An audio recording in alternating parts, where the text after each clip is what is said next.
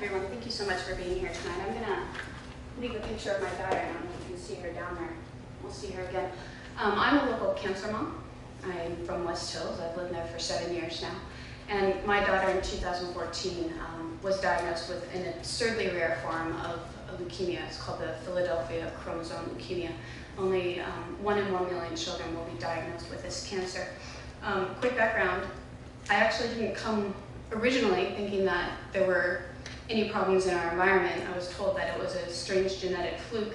However, I started meeting cancer parents in the hospital, and they'd say, oh yeah, I just live right down the street. I just live right down the block. I live right over the hill. And I would tell them, no, that's not possible. Childhood cancer is so rare, 0.02% of the population will ever get it. Statistically, you can't live near me. And they did. And so what I'm going to show you tonight is the map that we started doing self-reported data, and we started trying to figure out why do we live so close? Is there a problem in our environment? It was about a year after we started mapping ourselves and trying to find each other that we found out about the Susana field lab, and we were very, very alarmed with the things that we started to learn. I'd like to introduce you to some of the local children from our community who we think may have been impacted by the toxic and nuclear waste at the Susana field lab. I have permission to share this, so I can tell you about a few of these children. Vincenzo, right there, his parents meant to be here tonight. Unfortunately, he was taken back to the hospital. He was a football player in Simi Valley and very healthy, very athletic, and last year was diagnosed with a rare form of leukemia called T-cell leukemia. In fact, all these children are T-cell leukemia, which is not the most common type. Hazel was here today. Some of you may have seen her outside with a candlelight vigil with her family, and I would just like to thank all of you who came and participated and helped make our community aware of what's going on. I think very little of our community understand what's happening, and they don't understand the implications, and there's just been such deep denial that it's been very hard to prove that this is a problem, and I'll be showing you why I think it is. Hazel is currently fighting relapsed neuroblastoma. Unfortunately, that has less than a 70% survival rate, even with all the advances we have in medicine. This is her second time, and her family is local. Her mom is very vocal against all the toxins remaining at the site. Unfortunately, the beautiful little girl up here passed away from neuroblastoma a few years ago. Again, neuroblastoma is such a rare cancer. There's only 600 cases out of 73 million children in America every year. We have a resident of Thousand Oaks down in the corner, and I'll be speaking more about this little boy who has such a rare cancer that there are only about 24 or 25 cases in America every year. He's not more than 15 miles from the site. Well, I will tell you now. His cancer is very, very hard to say the name of his cancer, so you'll have to forgive me. I'm not a scientist and I'm not a doctor. He has such an atypical form of cancer that again, only about 24 or 25 children ever have it in America every year. And it is almost directly related to benzene that is listed on the websites if you look up his type of cancer. And benzene, we know, is, I believe Dan told me today, if I can get the number right, maybe 32 times above the accepted levels. He might have to correct me on that. But it's absurd. It's an absurd amount. And it's a known carcinogen. And it is on site right now at the Susana field lab. And so his cancer may be one of our most direct links to the ways that the waste on site is harming our children. And his type of cancer will never be cured. Well, this is a good friend of ours. And she passed away from her neuroblastoma 11 months into her fight. She had just reached her second birthday. She was 2 years old. We went to her funeral. And it breaks my heart to be showing you these children that I know personally. These aren't dots on a map. These are all kids that I know. Most of them my daughter was in treatment with. And every time I have to tell you, every time I have to put one of these kids on the map, it breaks my heart because it's like my daughter being diagnosed again. And that feeling of living insecure in an environment when you try to make all the right choices for your children. As a mom, I would do anything to protect my daughter. And it breaks my heart. This is my daughter here at the top with the little Barbie. That was on a good day at the hospital. At 4 years old, she was addicted to morphine. to be able to deal with the effects of the chemotherapy because of her aggressive cancer. She had up to 10 times the regular amount of chemotherapy than most leukemia patients will have. We spent 100 days living at Children's Hospital Los Angeles just in the first year. And that's what I think that to the Department of Energy and to Boeing and to NASA, we're statistics to them. We're numbers, but to me, these are children that I know. And these are, the little girl died addicted to oxycodone. And it wasn't enough, it wasn't enough to subdue her pain. And she died in horrific pain. So these are not just little dots on a map to me. These are stories. These are our lives, and they're precious lives, and they're little children, and they need to be protected. Whew, excuse me. So this is our map. And you know what? Frankly, this map is not going to impress Boeing, and it's not going to impress the Department of Energy. It's really not going to impress a whole lot of people except for reasonable-minded parents, I think. You know, I think they're looking for a smoking gun. But what we have here is absurd amount of very rare cancers. Like I said, childhood cancers are rare. These are rare cancers among childhood cancers. These should never happen so close to each other. There's a few cases that I'm going to want to point out here in a minute. I want you to understand the limitations of my map because it is self-reported data. The California Cancer Registry has all this data, but they will not release childhood cancer statistics to the public. And that's why we had to rely on word of mouth and our own self-reporting to try to prove that this is a problem. So the limitations of this map are, one, my daughter is a girl, and so in the hospital we mostly hung out with girls. If you were to dig deep into our data, you would find that there's a disproportionate amount of girls on this map. The other problem is I don't speak Spanish, and in the Valley we know there's a high, primarily Spanish-speaking population, and there are 1 or 2 children who speak Spanish on our map. So I would estimate that if we were to be able to be better connected and be able to find the children, we might even have 2 to 3 times the amount of what I'm showing. And what I'm showing right now is above national averages. Some childhood cancer facts. Less than 5% of children's cancers are genetic. Almost 0 cancers are made from poor lifestyle choices. You don't see children getting liver cancer from drinking too much. You don't see lung cancers from smoking. Many of these children are born with these cancers. Most of these children are diagnosed before age 5. I feel like that's why children are an important part of this puzzle, because I feel like they're almost like canaries. Their bodies are growing so rapidly, the cell reproduction, everything that happens is on an explosion scale, that they may not need as much exposure to contaminants as adults do, because their body is ingesting them and absorbing them and growing at such rapid rates that I feel strongly that that might be a reason to take these cancers even more seriously than adult cancers.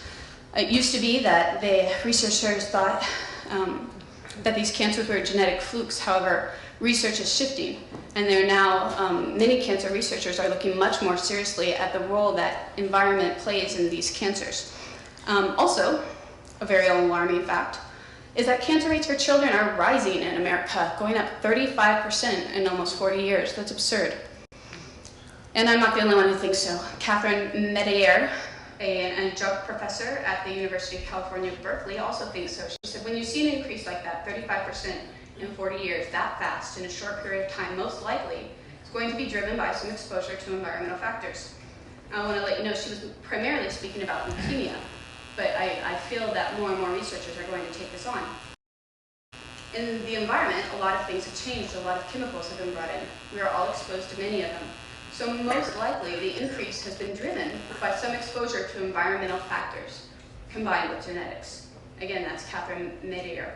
And I feel very strongly that she's right, especially in an environment and a culture where we try to eat more organic, we try to do things safer, we're more aware of health problems. We should not be seeing such a dramatic rise in childhood cancers. I spoke to Hal Morgenstern. A lot of people have criticized my map, saying that a 2-mile radius is the maximum that should be studied based on the EPI report that Hal Morgenstern published. And his results were rather inconclusive, and he states that in his, I'm not going to read this whole thing to you right now, it's really pretty long, but in his conclusion of this report, which I verbatim copied here for you, it is not clear at this time whether such additional analysis or studies will be sufficient to determine whether operations activities at Rocketdyne affected or will affect the risk of cancer. I actually spoke to Hal Morgenstern today and kind of brought up the same question I asked him last year. Can you tell me if my environment is safe for my children? Do we need to leave?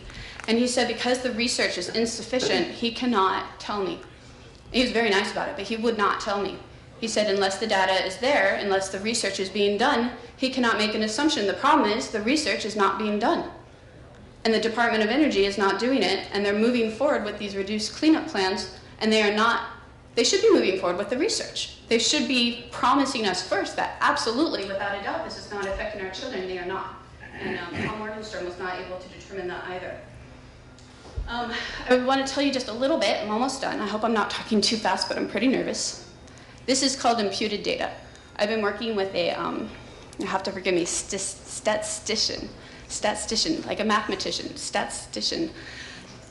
And we've been trying to figure out if our map can prove that we're above national average for our pediatric cancer, and if we are in fact living in a pediatric cancer cluster. As I mentioned before, because the California Cancer Registry will not release that information to the public. In fact, Hal Morgenstern said they wouldn't even release the information to him. We did something called imputed data, which is where you make a lot of assumptions, and we based all of our assumptions off the national averages. Then we figured out what that national average for each cancer would be for the city of Los Angeles. We found out the population of a 20-mile radius of the West Hills affected area, as I called it, and we found out the percentage is 9.8%. So we should see 9.8% cancers. I'm not sure if that makes sense, but essentially we found out how many children should, according to the national average in our area, in about a 20-mile radius outside of the Santa Susana Field Lab, how many of those children should have these types of cancers. For rhabdosarcoma, there's only 350 cases nationally every year. We assumed because the population of the affected area is about 9% of the Los Angeles Ventura County population combined, we should have less than 9% of those cancers. That seems reasonable. So essentially we should have over a 3-year period, because that's how long the children on our map had a range of these cancers. These are all new diagnoses. We should have about 3.5 children. We have 5. Statistically, we are above national average for rhabdosarcoma cancers, which again is a very rare childhood cancer in this area. E-ring sarcoma, 200 cases nationally every year. Again, we assumed, because the population, I'm not going to read that over again, we should have about 2 children in our area with this cancer every year. We have 4. Again, that doesn't take a brilliant scientist to realize that's not right. We shouldn't have 4, we should have 2, statistically. Now, I think you could say, well, statistics sometimes are wrong, sometimes they happen, but it keeps happening again and again and again. So that shouldn't be happening. You shouldn't have statistic abnormalities again and again. That's not statistically, I mean, I think a reasonable person could say this is concerning, this is alarming, and we are concerned, the cancer moms in my community, and just the general parent population, we are very concerned when we started to find these. The problem with this, well, is with this E-ring sarcoma. Again, I know these children. 2 of them were affected at the same high school within a few months of each other in the same year. Again, statistically, that should be impossible. It should not be happening. Optic pathway hypothalamic glioma. 25 cases in America every year out of 73 million children. We assumed with the population that about 0.08 children in our area should have this cancer every year. We have 2. That's quite a bit more than 0.08%. 2 children with this extremely rare cancer, and it turns out that there are a lot of eye cancers among the pediatric population. I forgot to mention that with my map. Part of the reason why you won't see some of the population represented there ever is because they actually won settlements, and they signed gag orders, and they will not be talking to anybody about the cancers their children had, therefore we can't represent them. But we do know, and you can look it up, you can Google it, that about in 2007 there were 7 or 8 children with retinoblastoma, which is a similar cancer to this. Again, it's very rare. And we have 2 of them. They live on my street. These were the children where I finally said, I've had it. I've had too many children living close to me. These children are on my street. This is impossible. And these 2 children live next to each other. Unfortunately, the 19-year-old who was diagnosed with this cancer did not survive her fight. Langhorne cell hysteriosis. Remember that really impossible one I said this little baby had? that is caused by benzene. I don't even know how you say that. But I did highlight for you that having a parent who is exposed or exposure to benzene is thought to be the primary cause of this condition. I think that's pretty much it, but what I would like to say is that, I'm going to bring up my map again if I can, maybe. Sorry, I don't know exactly how to work this to be bigger. As parents, I think it's reasonable to say that they should not move forward with a limited cleanup with known carcinogens on site without even so much as putting a tarp down. I mean, you'd think they would do something, some little gesture to make us feel a little bit safer. They've done nothing except tell us that we're probably being too concerned, which is pretty much exactly what the pediatrician told me when I went to get my daughter diagnosed. You're being too concerned. You need just to sit back and not worry so much. And you know what? That hasn't worked for my family. We've had to be very assertive to find my daughter's answers. And we're being very assertive about this because reasonable people look at this and say, this should not be happening. This should be having more research done. And that's what I would like to see done, is professional scientists come in here and take the map out of our hands and do some real science with it and find out. But the Department of Energy, again, they're not willing to stop and look at these new facts. And they're not willing to do a full cleanup to make sure that this isn't going to happen anymore. I cannot bear to see another child get diagnosed. It's like having to relive my own daughter's diagnosis. And I cannot bear to go to another child's funeral. It's too much for any person to bear. And so I'm here today to share this data with you. Again, I realize its limitations, but I hope that it helps. I hope that it helps put a name and a face to statistics. And I hope that it helps understand why so many of us are taking this so seriously. And it's not about winning or being right. It's about children. It's about families. It's about quality of life. And it's about, I mean, no community should have to grow up under the shadow of a toxic waste site. And that's absurd. And we take it for granted that nowhere else do people, well, a few other places, unfortunately, but people don't do this. This is not normal. This is not how parents want to have the environment for their children. And I hope that all of you will also stand up with me and demand that the Department of Energy upholds their promises to do a full cleanup. And so parents at night like myself can sleep at night and not be afraid of this exposure. Thank you very much.